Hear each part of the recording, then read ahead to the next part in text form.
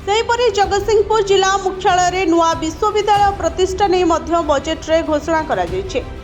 एही जिले में उच्च शिक्षार भविष्यत को एक नूतन रूप देवा सहित युवपीढ़ी नूतन सुजोग और मार्ग सृष्टि करिवो, जहाँ राज्यर उच्च शिक्षा क्षेत्र में गुरुत्वपूर्ण अवदान रखिवो। तेणु जगतसिंहपुर रे ग्रीनफील्ड विश्वविद्यालय पई आवश्यक प्रशासनिक प्रक्रिया को त्वरान्वित करबा पई मंत्री उच्च शिक्षा विभाग कमिश्नर तथा सेक्रेटरी को तुरंत पदक्षेप नेबाकू पत्र रे उल्लेख करछन्ते।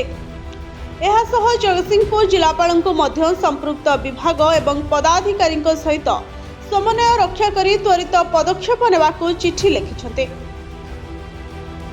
दीर्घ दिन धरी जगतसिंहपुर रे विश्वविद्यालय और सरकारी इंजीनियरिंग कॉलेज प्रतिष्ठा पई दाबी होई आसुला। एथर बजेट रे जिला को 2टी उपहार दैछन्ते राज्य सरकार। अंचलर अनेक दिनर दाबी को सरकार सहृदयतार सहित विचार करी ए दिगरे पदक्षेप नैथिबारु मंत्री श्री स्वाई मान्यवर मुख्यमंत्री को जगतसिंहपुरवासी तरफ कृतज्ञता जणाइछन्ते। वैषयिक शिक्षा राज्य सरकार समृद्ध ओडिशा स्वप्न साकार करने सह राज्य में युवपीढ़ी विकास बाट खोलिबो बोली कहिसेंते।